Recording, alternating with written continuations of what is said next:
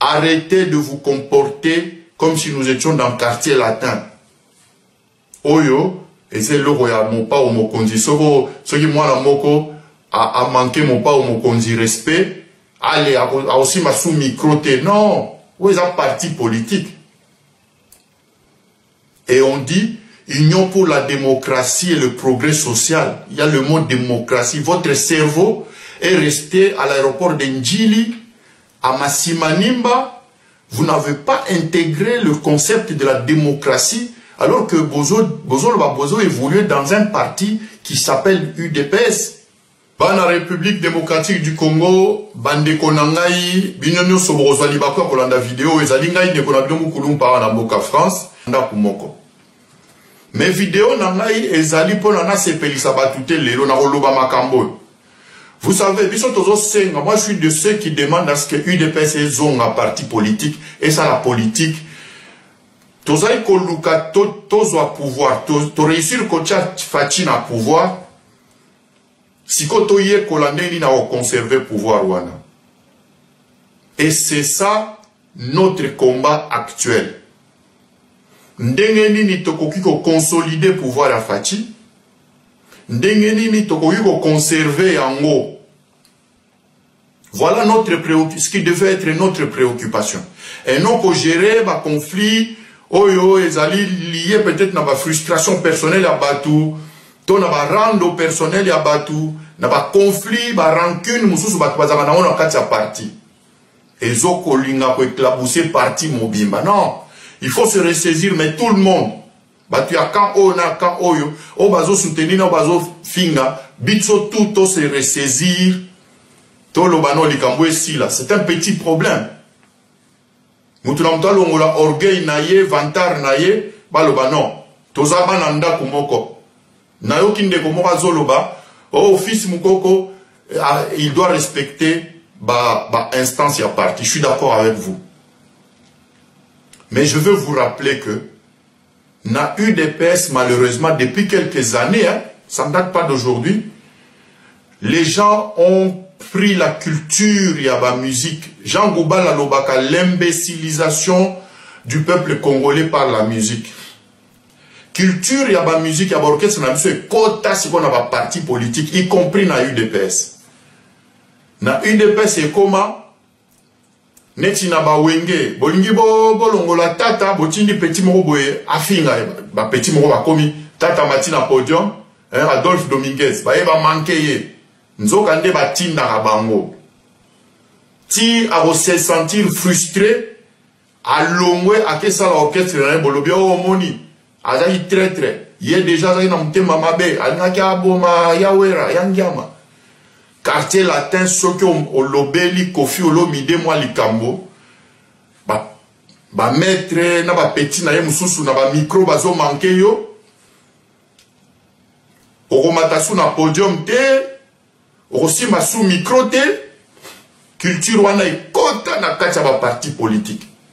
Yango wana saleli vidéo lelo na rappelé bino parce que ebele bazo condamner fils mukoko lelo. Rappel des faits. Vous vous rappelez que Bruno Mavungu, encore à l'époque secrétaire général à UDPS, il était contre l'approchement. Le rapprochement, il y a Katumbi et consorts. Et Paï, il y a président Tshisekedi, feu président Tshisekedi. Mavungu est l'un des rares bateaux, Batikalaka, Bazo Boya, Katumbi, Wana Namutema Moko. Et il avait même dit, Batouana, Bazana, Toko Salana, Bango, Moussala ensemble. Mais comme Katumbi, ensemble, oh, ce qui ni wana, ba groupe na bangonyo so wana bazalaki déjà en bon terme na président Félix Antoine Tshisekedi pe ba s'approchaki na papa Etienne Tshisekedi wa Mulumba. Dès lors qu'une personne osait s'opposer à ça, il devenait mauvais. Et qu'est-ce qu'on a fait à l'époque? On a dit Mavungu dans ses prises de position, c'est sûr à ça, Zumbongo, à ça contact na Kabila, Je ne sais pas si cette histoire était vraie. Mais ce que moi j'ai observé, c'est que Mavungu, pour avoir pris des positions contre ce groupe de voyous Yabakatumbi, il a été insulté, menacé et même, comment dirais-je, agressé physiquement par Bana Yanda où il y a eu des baisses.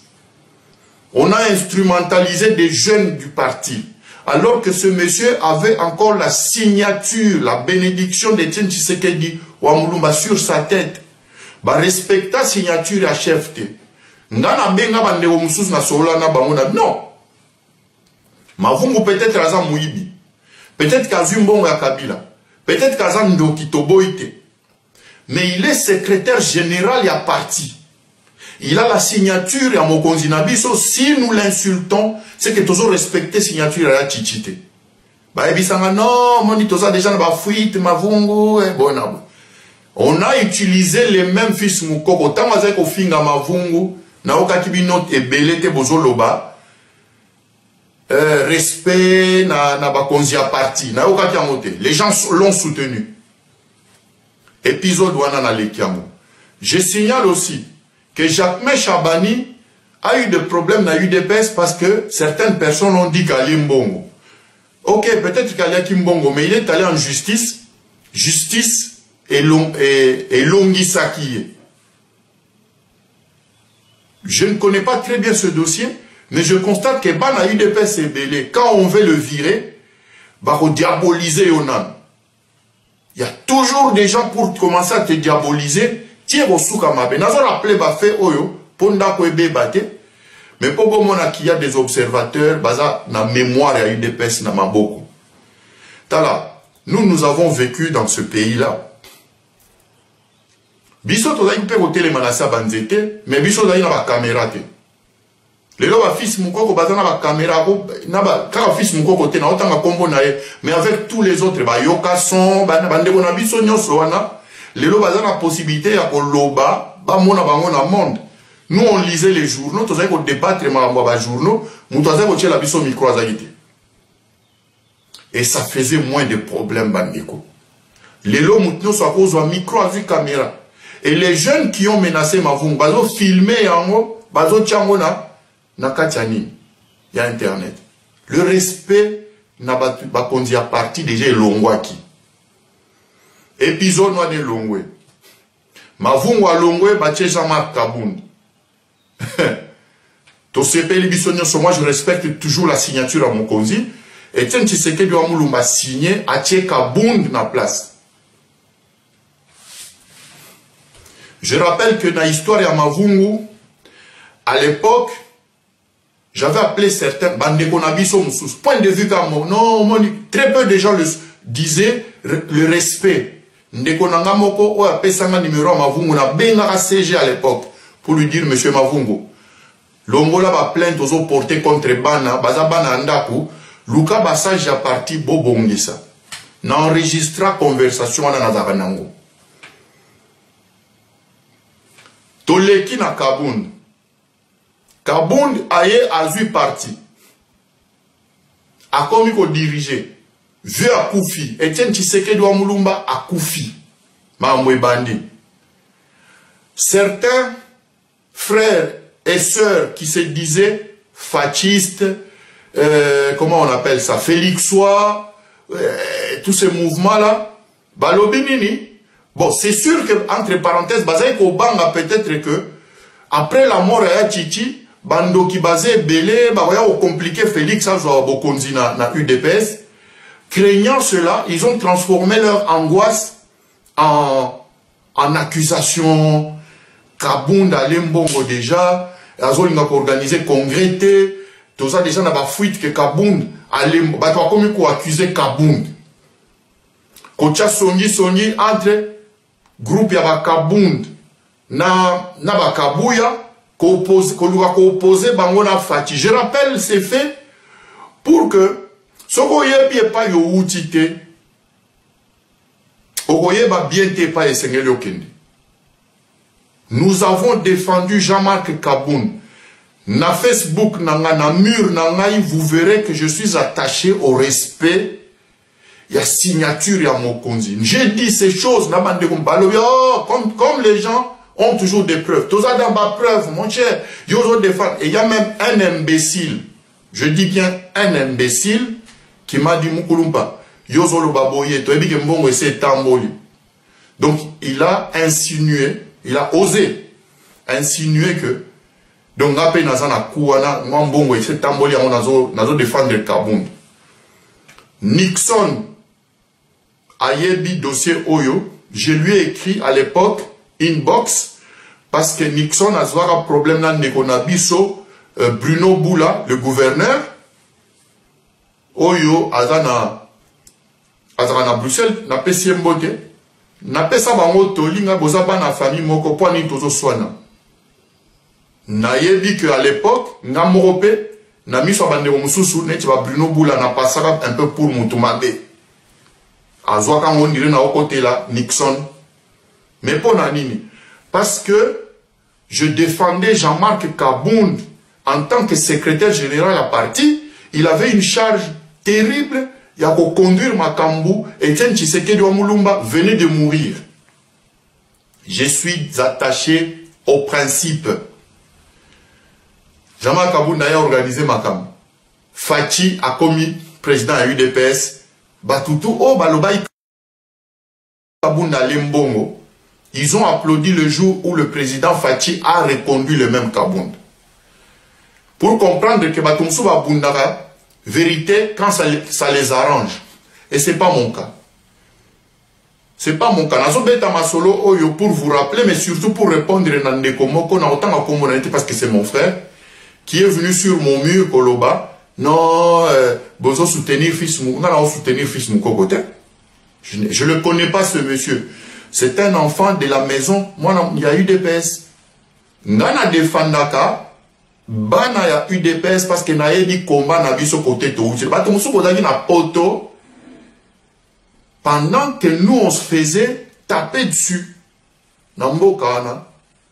Les gens qui commencent à dire aujourd'hui ngana salela UDPS boy, ngana sala boy. C'est indécent pour na biso parce qu'il y en a qui ont donné leur vie. Oloba ya ko la muka aya oloba asalani ni pona UDPS. Allez lui donner un micro dans le cimetière ou dans les fosses communes ba unabamo. Arrêtons à chaque fois de rappeler. Ngana pesa maya romela na UDPS. Ngana pesa bo arrêtez ça. UDPS va te belé ba moni la ngo passe. Combat nos hommes. Donc moi je reviens ici pour dire. Soki mwana ya ndaku oya bundi comme fils mukoko abunda qui a un parcours na UDPS à Salimabe.